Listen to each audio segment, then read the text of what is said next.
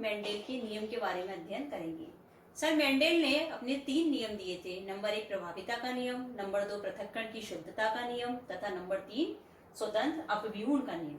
हम सबसे पहले अध्ययन करेंगे मेंडेल के प्रथम नियम का, जिसको हम कहते हैं प्रभाविता का नियम, लॉ ऑफ डोमिनेंस इसको इंग्लिश में कहते हैं, और इसको मेंडेल का प्रथम नियम भी कह सकते हैं।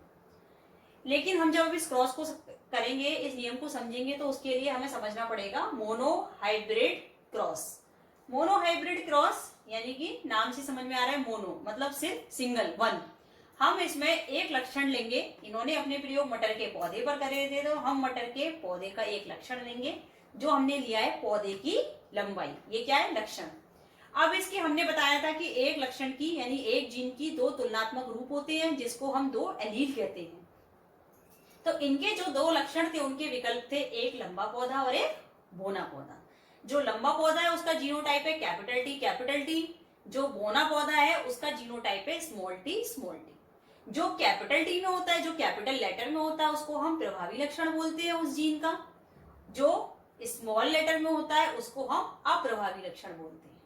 तो जो पौधे लंबा पौधा है कैपिटल टी, ये प्रभावी लक्षण है, और जो बोना पौधा है स्मॉल टी या प्रभावी लक्षण है। जो आपने कल जो तालिका थी मेंडेल की मटर के पौधे की, जिसमें 7 लक्षण थे, उसमें प्रभावी अप्रभावी 7 के तालिका में स्पष्ट रूप से दिए गए हैं।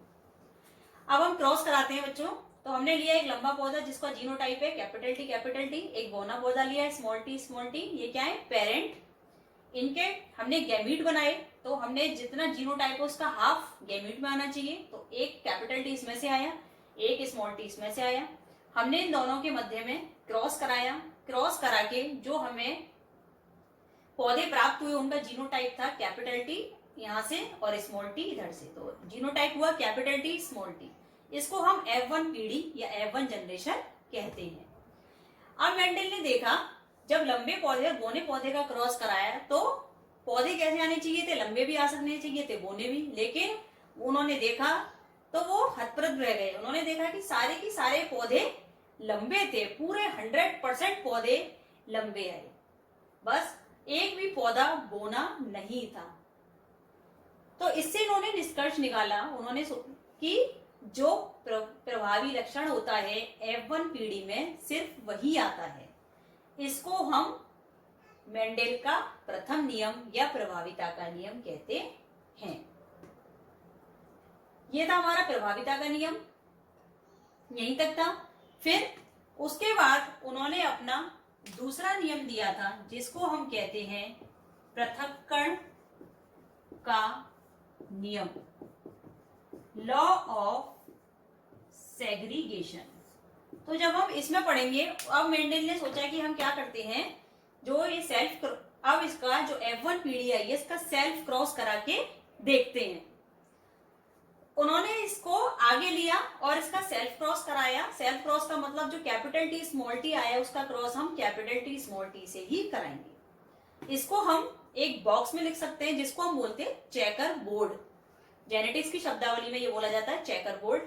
तो हमने एक साइड इसके गैमीट्स लिखे कैपिटल टी स्मॉल टी, एक साइड इसके लिखे कैपिटल टी स्मॉल टी। जब हम ये चेकर बोर्ड बनाते हैं तो कैसे बनाते हैं आप देखिएगा, अच्छे से समझिएगा। ये कैपिटल टी का क्रॉस सबसे पहले इस कैपिटल टी से कराएंगे, जो रिजल्ट आया कैपिटल टी।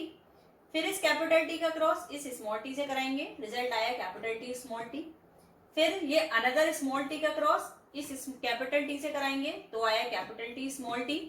और इस स्मॉल टी का क्रॉस हमने स्मॉल टी से कराया, तो आया स्मॉल टी और स्मॉल टी। अब हम ये देखेंगे कि ये पौधे कैसे कैसे होंगे। जहां पर कैपिटल टी आता है वो पौधा कैसा होगा, लंबा, क्योंकि ये प्रभावी लक्षण है, अप्रभावी लक्षण को नहीं आने देगा। तो कैपिटल टी कैसा पौधा होगा, लंबा पौधा। कैपिटल टी स्मॉल टी कैसा होगा, लंबा पौधा। कैपिटल टी स्मॉल टी कैसा होगा, लंबा पौधा।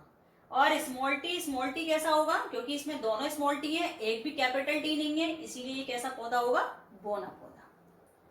तो ये पौधे 3 लंबे पौधे थे और एक बोना पौधा था, लेकिन अंतर कितना था इसमें हम दे सकते हैं 3 लंबे में शुद्ध लंबा, यानी कि जिसमें दोनों कैपिटल टी है वो शुद्ध लंबा पौधा हो गया। एक कैपिटल टी एक स्मॉल टी, इसको हम बोलेंगे संकर लंबा पौधा। पौधा तो लंबा है लेकिन जीनोटाइप में स्मॉल टी भी है, तो हम इसको बोलेंगे संकर लंबा पौधा। ये भी संकर लंबा पौधा है। तो इसके आधार पर हम निकालते हैं फिनोटाइप और जीनोटाइप रेशियो। फिनोटाइप आपको मैंने कल बताया था, जो लक्षण हमें बाहर से दिखाई देते हैं यानी उनको हम बोलते हैं फिनोटाइप। इसमें हमें बाहर से दिख रहा है कि 3 लंबे पौधे हैं और एक बौना पौधा है, बस। तो अनुपात क्या हो गया, 1 2 3, तो 3:1, यानी कि 3 लंबे पौधे और एक बौना पौधा। तो ये कहलाता है हमारा फिनोटाइप रेशियो। इसमें हमने जीन नहीं देखा, बस हमने ये देखा कि कितने लंबे पौधे और कितने बौने पौधे, बस ये फिनोटाइप है। जीनोटाइप में क्या होता है, हम जीन का स्ट्रक्चर भी देखेंगे। तो कैपिटल टी कितने हैं, 1, कैपिटल टी 1 और 2, तो ये कितने हो गए 2, और स्मॉल टी कितने हैं 1।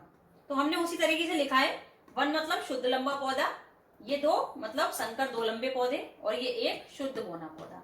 इसीलिए जीनोटाइप का अनुपात या जीनोटाइप रेशियो हुआ 1:2:1।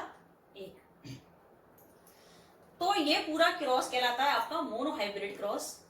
और इन्होंने पृथक्करण में देखा, पृथक्करण के नियम में इनको पता लगा कि इन्होंने हम सेल्फ क्रॉस कराया, तो जो हमारा बौना पौधा था वो F1 पीढ़ी में अपना प्रभाव नहीं दिखा पाता है, लेकिन F2 पीढ़ी में एक बौना पौधा आ जाता है। यानी कि इससे सिद्ध होता है कि जो बौना पौधा था, जिसका जो स्ट्रक्चर था बौने पौधे का, जो जीनोटाइप था, वो F1 पीढ़ी में ना कि F2 में आता है, और वो भी मिक्स नहीं होता है, अलग रहता है, अपने प्रभाव को F2 पीढ़ी में दर्शाता है।